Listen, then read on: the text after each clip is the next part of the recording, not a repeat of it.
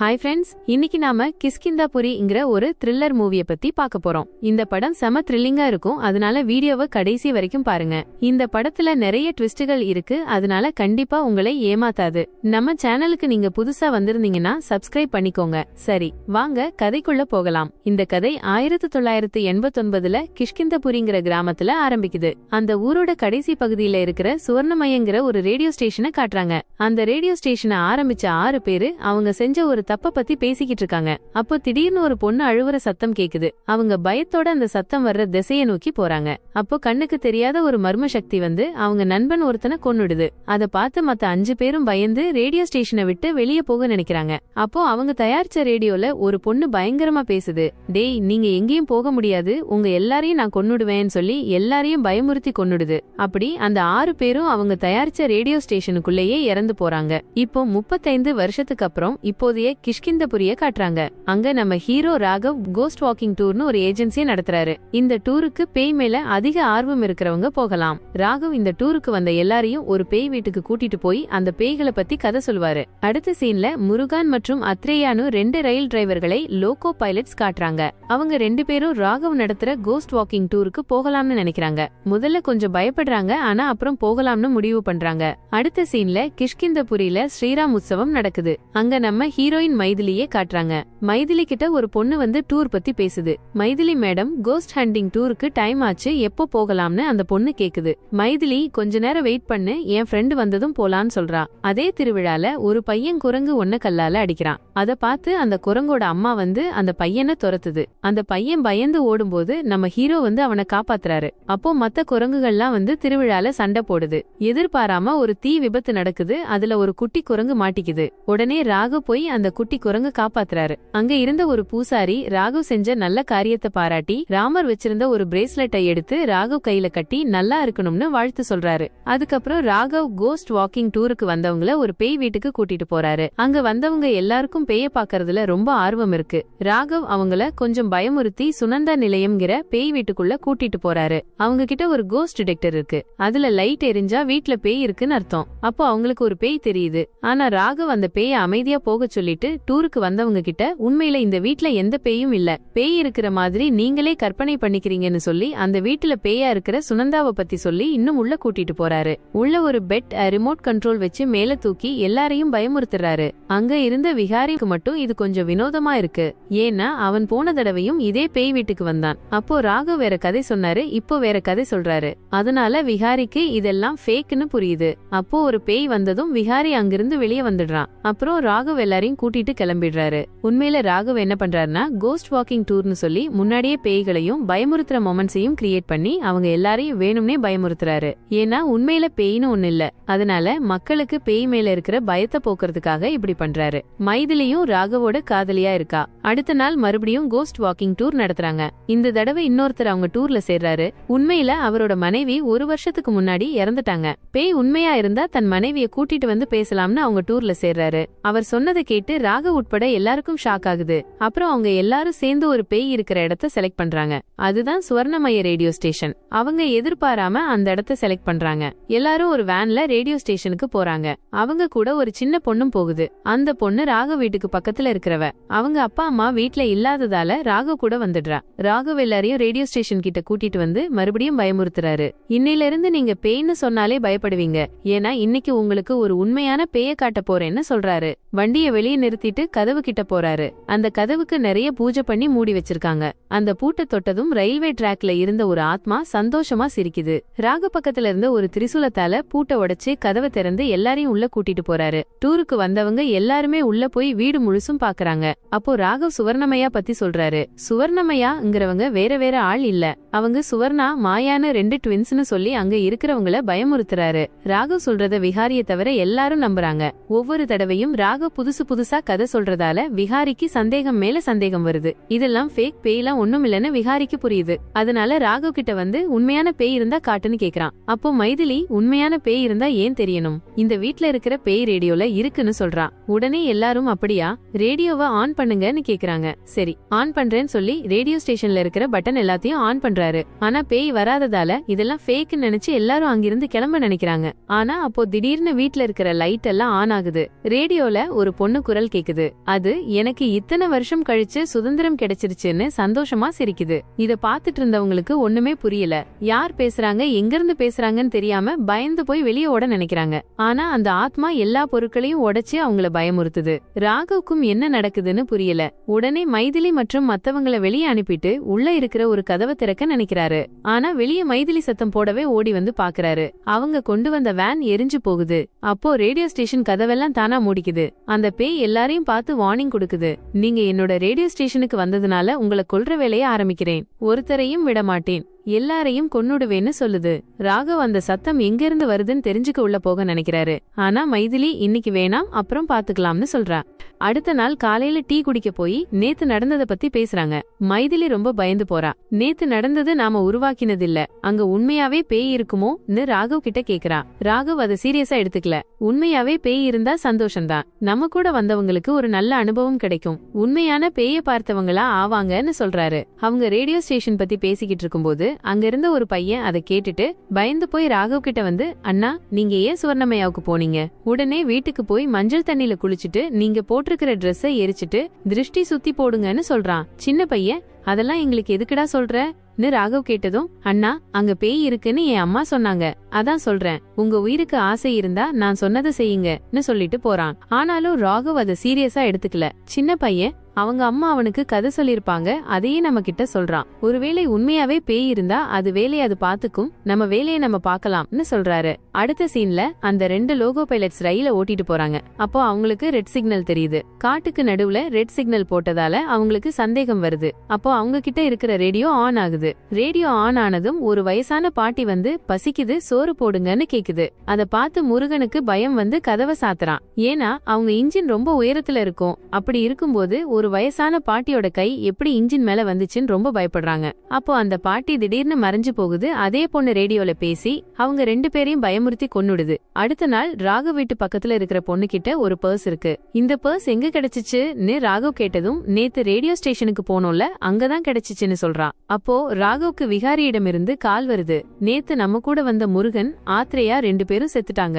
இது சாதாரண மரணம் மாதிரி தெரியல, கண்டிப்பா பேய் தான் அவங்கள கொன்னு இருக்கும்னு சொல்றான். அதை கேட்டதும் ராகவ் ஷாக் ஆகி அவங்க 2 பேரும் இறந்த இடத்துக்கு போய் செக் பண்றாரு. அங்க ஸ்வஸ்திக் சிம்பல் இருக்கு. அதாவது அந்த பேய் அவங்கள கொன்னுட்டு ஸ்வஸ்திக் சிம்பல் வடிவத்துல அவங்களோட உடலை வச்சிருக்கு. அப்புறம் ராகவ் ரேடியோ ஸ்டேஷனுக்கு போய் ஏதாவது க்ளூ கிடைக்குமான்னு தேடுறாரு. உள்ள ராகவ்க்கு ஒரு நியூஸ் பேப்பர், ஆக்சிஜன் சிலிண்டர் மற்றும் ஒரு லைட் கிடைக்குது. அந்த லைட்டை எடுத்துட்டு வீடு முழுசும் பாக்குறாரு. அங்க சுவத்துல ஸ்வஸ்திக் சிம்பல் இருக்கு. அப்புறம் 1989ல நடந்த சம்பவத்தை பத்தி தெரிஞ்சுக்க பழைய நியூஸ் பேப்பர் இருக்கிற இடத்துக்கு போய் தேடுறாரு. அங்க ஒரு நியூஸ் பேப்பர் கிடைக்குது. அதுல சுவர்ணமயா ரேடியோ ஸ்டேஷனோட கதை முடிஞ்சிருச்சான்னு இருக்கு. அப்புறம் வீட்டுக்கு வந்து மைதிலி கிட்ட சொல்றாரு, நம்ம கூட வந்தவங்க செத்துட்டாங்க, அவங்கள கொன்னவன் கிராஸ் ஸ்வாஸ்டிக் சிம்பல் போட்டு கொல்லுறான். இந்த சிம்பல் வெறுப்போட அடையாளம். ஏன் கொன்னான், அவனோட மோட்டிவ் என்ன, எதுக்கு நம்ம கூட வந்தவங்கள கொன்னான்னு யோசிக்கிறாரு. அப்போ ரேடியோல பேய் பேசி 11 பேர்ல 2 பேரை கொன்னுட்டேன், மிச்சம் இருக்கிற 9 பேரையும் சீக்கிரம் கொன்னுடுவேன், இப்போதைக்கு உங்க கேங்ல இருக்கிற வீரபத்ராவை கொல்ல போறேன்னு சொல்லுது. அதை கேட்டதும் ராகவ் எப்படியாவது வீரபத்ராவை காப்பாத்தணும்னு நினைக்கிறாரு. உடனே அவரோட நம்பருக்கு கால் பண்ணி பத்திரமா இருக்கணும்னு சொல்ல நினைக்கிறாரு. ஆனா அவன் போன் ரீச்சில் இல்ல.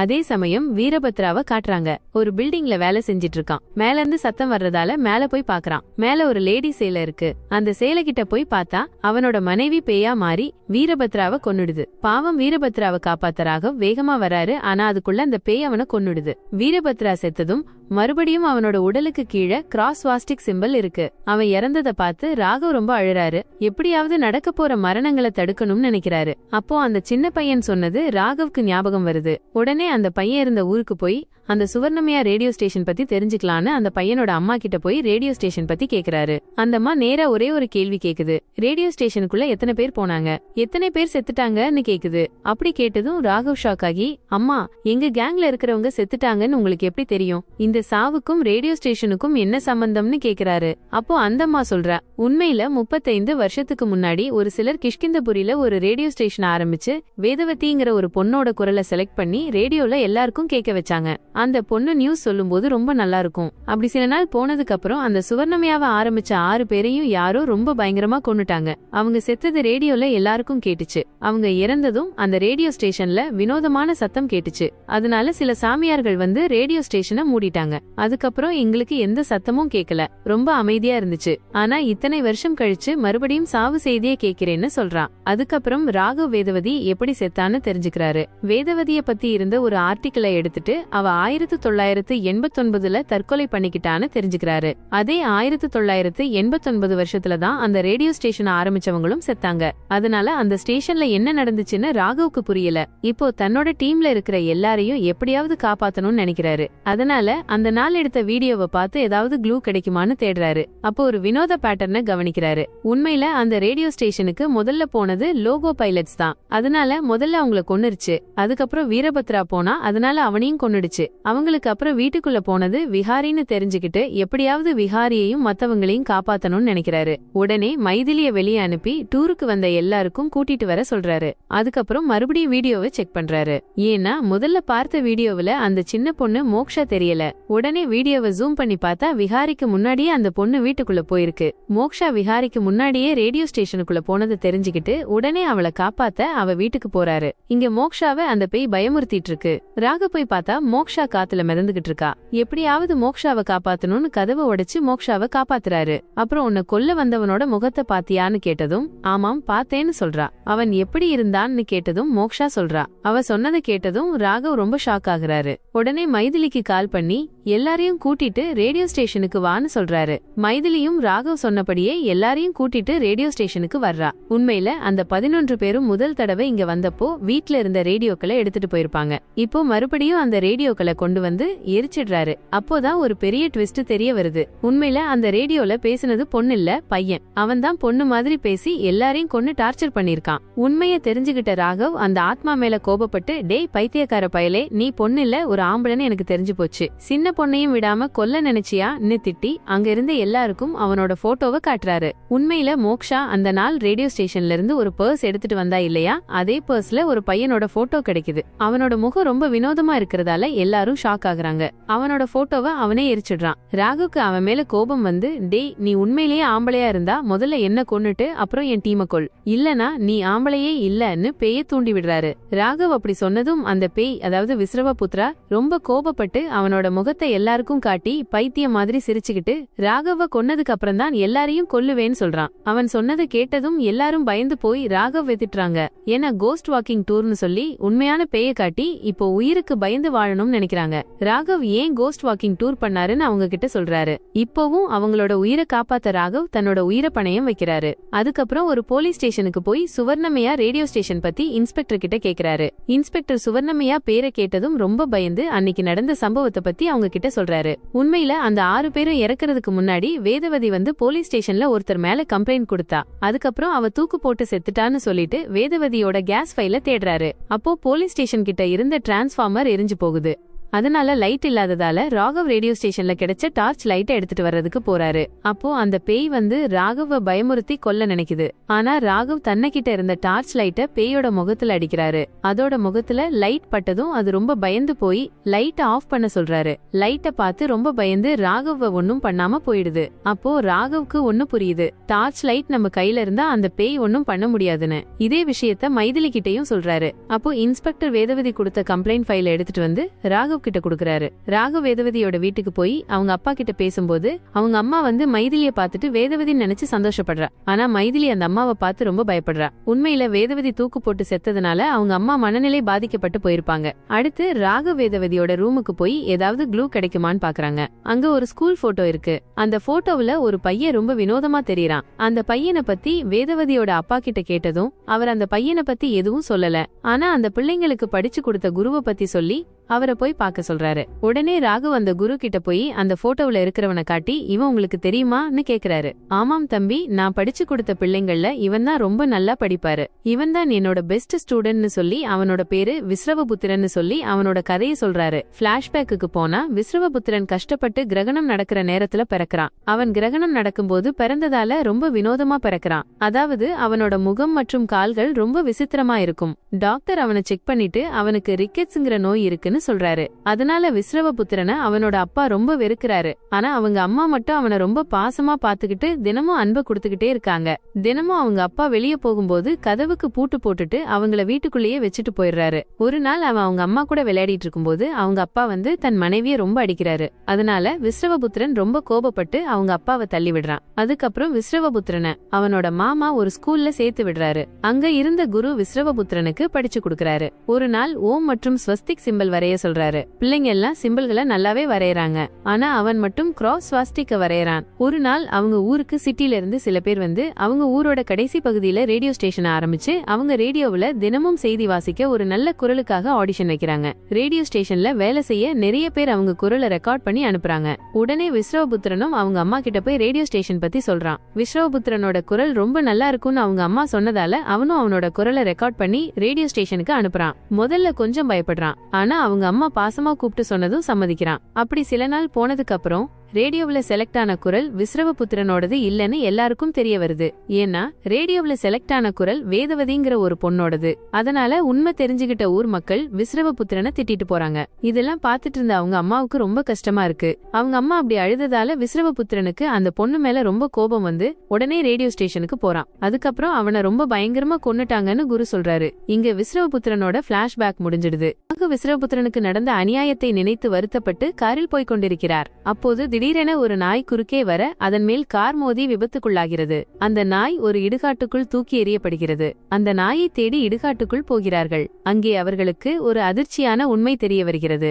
இவ்வளவு நேரமும் அவர்களுக்கு விஸ்ரவபுத்திரனின் கதையை சொன்னது குரு அல்ல, விஸ்ரவபுத்திரன் தான். 2007 லேயே அந்த குரு இறந்துவிட்டார். இவ்வளவு நேரமும் அவனது கதையை அவனே பெருமையாக சொல்லிக் கொண்டிருக்கிறான். குரு இறந்துவிட்டார் என்று தெரிந்ததும் எல்லோரும் மிகவும் பயந்து போகிறார்கள். அப்போது விஸ்ரவபுத்திரன் வந்து அவர்களை கொல்ல பார்க்கிறான். பயந்து போய் அனைவரும் ஓட மைதிலி தன் கையில் இருந்த டார்ச் லைட்டை கீழே போடுகிறாள். அது உடைந்து விடுகிறது. அவனை தடுக்க அந்த டார்ச் லைட் மட்டும்தான் ஒரே வழி. அதுவும் இப்போது உடைந்து விட்டதால் விஸ்ரவபுத்திரன் ஒரு லாரியை கொண்டு வந்து அவர்களின் காரை இடிக்கச் செய்கிறான். அந்த விபத்தில் ஹீரோவுக்கு எதுவும் ஆகவில்லை. ஆனால் மைதிலிக்கு பலத்த காயங்கள் ஏற்படுகின்றன. அப்போது நமக்கு ஒரு சின்ன பிளாஷ்பேக் காட்டப்படுகிறது.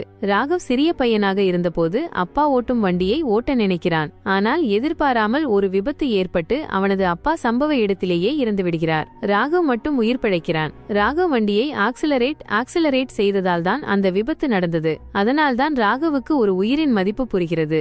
இப்போதும் மைதிலிக்கு ஏதாவது ஆகிவிடுமோ என்று மிகவும் டென்ஷன் ஆகிறான். அடுத்து வெளியே வந்து நடந்த அனைத்தையும் ஒருமுறை நினைத்து பார்க்கிறான். அப்போது அவனுக்கு ஒரு க்ளூ கிடைக்கிறது. வேதவதியின் குரல் ரேடியோவில் வந்தது பற்றி ஜூலை 28 அன்று போஸ்டர்கள் போட்டிருந்தார்கள். ஆனால் ஆகஸ்ட் 9 அன்று ரேடியோ ஸ்டேஷனை ஆரம்பித்தவர்கள் இறந்துவிட்டார்கள். அதாவது 12 நாட்கள் இடைவெளியில் ஏதோ நடந்திருக்கிறது என்று அவனுக்கு சந்தேகம் வருகிறது. அப்போது மைதிலி அருகில் அந்த விஸ்ரவபுத்திரன் வந்து அவளுடன் பேசுகிறான். உன்னோட பாய்ஃப்ரெண்ட் ஐ யார் காப்பாற்றுகிறார்கள்? அவன் போலீஸ் ஸ்டேஷனில் இருந்திருக்க வேண்டும், ஆனால் சாகவில்லை. இப்போது ஆக்சிடென்டில் இறந்திருக்க வேண்டும், ஆனால் அவனுக்கு எதுவும் ஆகவில்லை. அவனை யார் காப்பாற்றுகிறார்கள் என்று எனக்கு புரியவில்லை என்று கோபமாக சொல்கிறான். இங்கே ராகவ்க்கு விஸ்ரவபுத்திரன் பற்றி ஒரு விஷயம் புரியாமல் இருக்கிறது. ஏன் அவன் தனது கதையை அவனே சொல்லிக் கொண்டான்? ஏன் இடுகாட்டில் வந்து நிற்க வேண்டும்? அவன் நினைத்தால் எப்படியும் ஒருவரை கொல்லலாம்.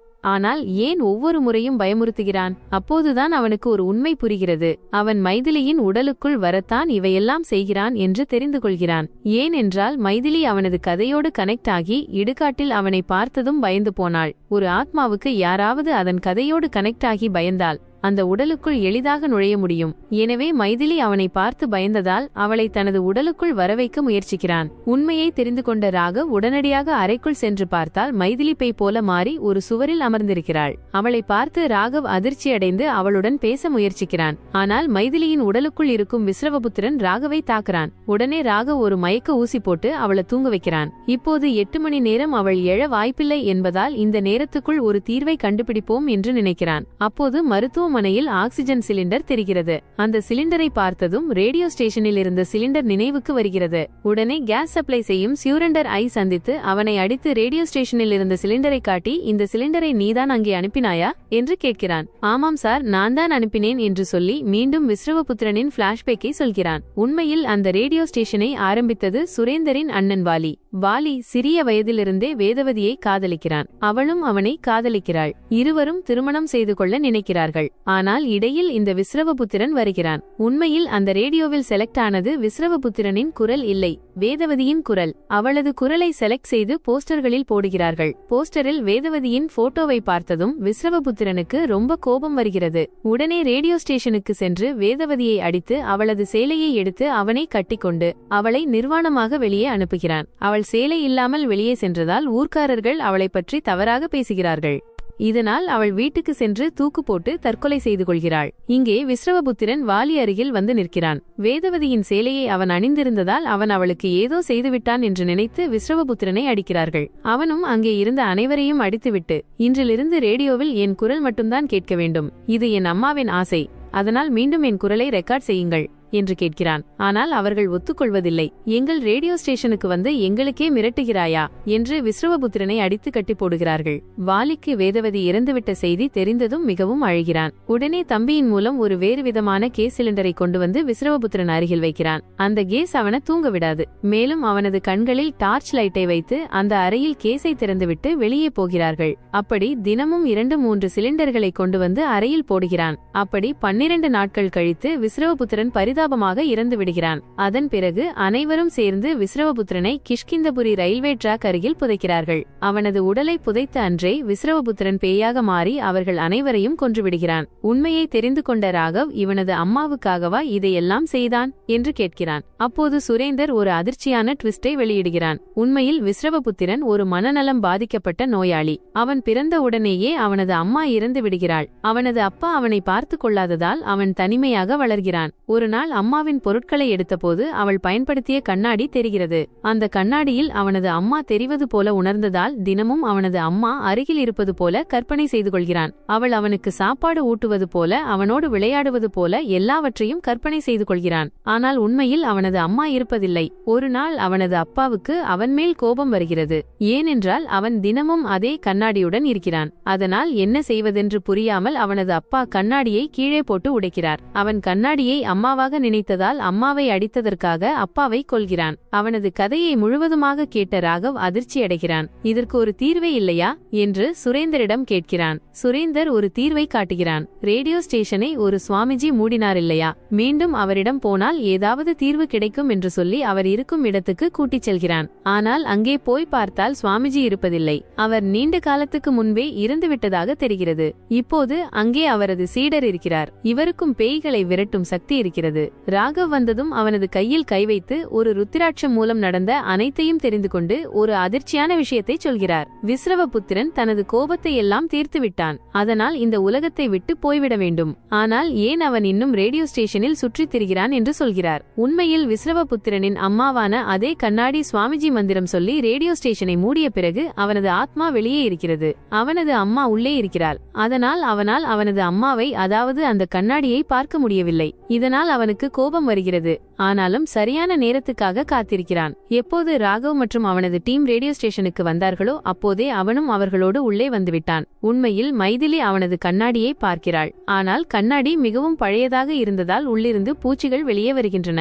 அதனால் அவள் பயந்து போய் கண்ணாடியை கீழே போட்டு விடுகிறாள். அங்கே இருந்த மற்றவர்கள் கண்ணாடியை மிதித்து அதை உடைத்து விடுகிறார்கள். அப்போதுதான் விஸ்ரவபுத்திரனுக்கு கண்ணாடி உடைந்துவிட்டது என்று தெரிகிறது. அதாவது அவர்கள் அனைவரும் சேர்ந்து இப்போது அவனது அம்மா அம்மாவை கொன்றுவிட்டார்கள் என்று நினைக்கிறான். அதனால்தான் அவனது அம்மாவை கொன்றவர்கள் அனைவரையும் கொல்ல திட்டம் போட்டு காத்திருக்கிறான். ஆனால் அவன் முதலில் ராகவை கொன்றதற்கு அப்புறம் மற்றவர்களை கொல்வேன் என்று சொன்னான். ஆனாலும் ராகவ் ஒவ்வொரு முறையும் தப்பித்துக் கொண்டே இருக்கிறான். இதுதான் கதை. இப்போது நடந்ததெல்லாம் சுவாமிஜி ராகவிடம் சொல்கிறார். சரி சுவாமிஜி, இப்போ அவனை தடுக்க என்ன செய்ய வேண்டும் என்று கேட்டதும் சுவாமிஜி ஒரு தீர்வை கூறுகிறார். அவனுடைய 3 சக்திகள் இன்னும் இந்த உலகத்தில் இருக்கின்றன. அவற்றை நீ தேடி என்கிட்ட கொண்டு வந்தால் நான் அவனை கட்டுப்படுத்துவேன். அதன் பிறகு சுவாமிஜி மைதிலி அருகில் சென்று அவளை கட்டி போடுகிறார். ஏனென்றால் மைதிலிக்குள் விஸ்ரவபுத்திரன் இருக்கிறான். அவள் சத்தமாக கத்தி அனைவரையும் எழுப்ப நினைக்கிறாள். ஆனால் அவளால் கட்டுகளை அவிழ்க்க முடியவில்லை.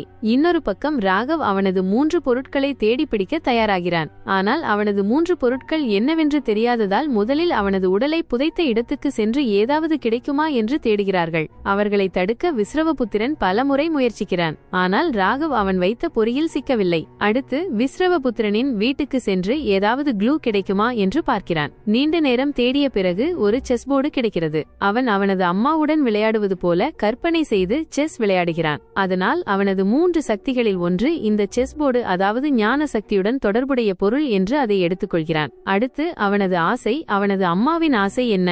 அவனது குரல் உலகம் முழுவதும் கேட்க வேண்டும் என்பதுதானே.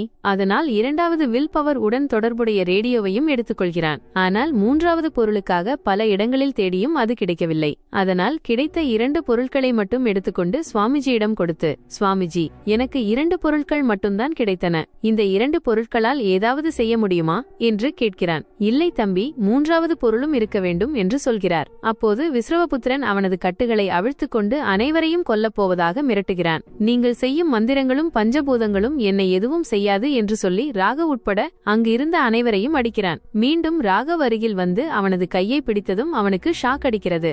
ஏனென்றால் படத்தின் தொடக்கத்தில் ஒரு பூசாரி ராகவுக்கு ஸ்ரீராமர் அருகில் வைத்த பிரேஸ்லெட் ஐ கட்டினார் அல்லவா? இப்போது அந்த பிரேஸ்லெட் ராகவை காப்பாற்றுகிறது. இப்போ மட்டும் இல்லை, விஸ்ரவபுத்திரன் ராகவை கொல்ல நினைக்கும் போதெல்லாம் அந்த பிரேஸ்லெட் காப்பாற்றுகிறது. இந்த விஷயம் ராகவுக்கு புரிகிறது. உடனே எதையும் யோசிக்காமல் அந்த பிரேஸ்லெட் ஐ எடுத்து மைதிலியின் கையில் போடுகிறான். அப்படி போட்டதும் மைதிலியின் உடலிலிருந்து விஸ்ரவபுத்திரன் வெளியே போய்விடுகிறான். அவளும் நார்மலாகிறாள். உடனே விஸ்ரவபுத்திரன் ராகவின் ஆன்மாவை இன்னொரு உலகத்துக்கு கொண்டு போய் ராகவிடம் பேசுகிறான். சிறு வயதில் ராகவின் வாழ்க்கையில் நடந்த விபத்து பற்றி பேசுகிறான். பார் ராகவ், சின்ன வயதில் உன் அப்பாவை நீதான் கொன்றாய். நீதான் வண்டியை ஓட்டுவேன் என்று எடுத்துக்கொண்டு விபத்தை ஏற்படுத்தினாய். நீதான் உன் அப்பாவை கொன்றுவிட்டு உனக்கு எந்த தப்பும் இல்லை என்று சந்தோஷமாக வாழ்கிறாய். உண்மையில் உன் அப்பாவை கொன்றது நீதான் என்று சொல்லி ராகவின் மனதோடு விளையாடுகிறான். அப்படி செய்து ராகவை கொல்ல பார்க்கிறான். உண்மையான உலகத்திலும் ராகவ் தன்னைத்தானே குத்திக் கொண்டு உயிரை மாய்த்து கொள்ள முயற்சிக்கிறான். இதையெல்லாம் பார்த்து கொண்டிருக்கும் மைதிலி ராகவுக்கு உதவுகிறாள். ஃபார் ராகவ், அவன் உன்னோடு விளையாடி உன்னுடைய மனதை கட்டுப்படுத்தி நீயே உன்னை குத்திக் கொண்டு சாகும்படி செய்கிறான். உன் மனதில் இருக்கும் அவனை நீதான் வெல்ல வேண்டும்.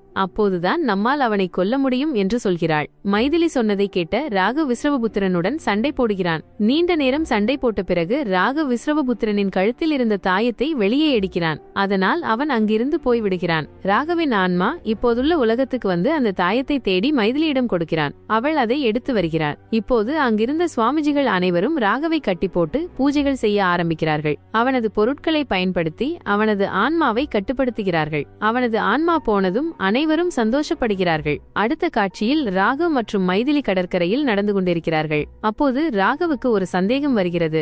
யாருக்கும் தெரியாத அவனது அம்மா அவனுக்கு மட்டும் ஏன் கண்ணாடியில் தெரிந்தாள்? மேலும் அப்பாவியாக இருந்த அவன் திடீரென ஏன் ஒரு ராட்சசன் போல மாறினான்? நடந்த அனைத்தையும் பார்க்கும்போது அந்த ராட்சசத்தனம் அவனது அம்மாவிடம் இருந்து வந்திருக்கலாம் என்று மைதிலியிடம் சொல்கிறான். அப்போது பிளாஷ்பேக் காட்டப்படுகிறது. உண்மையாகவே விஸ்ரவபுத்திரனுக்கு பின்னால் அவனது அம்மா நின்று கொண்டிருக்கிறாள். அவன் அவனது அம்மாவை கண்ணாடியில் பார்த்து கொண்டிருக்கிறான். இங்கே இந்த திரைப்படம் முடிவடைகிறது. நண்பர்களே, திரைப்படம் எப்படி இருந்தது என்பதை கமெண்ட் செய்யுங்கள்.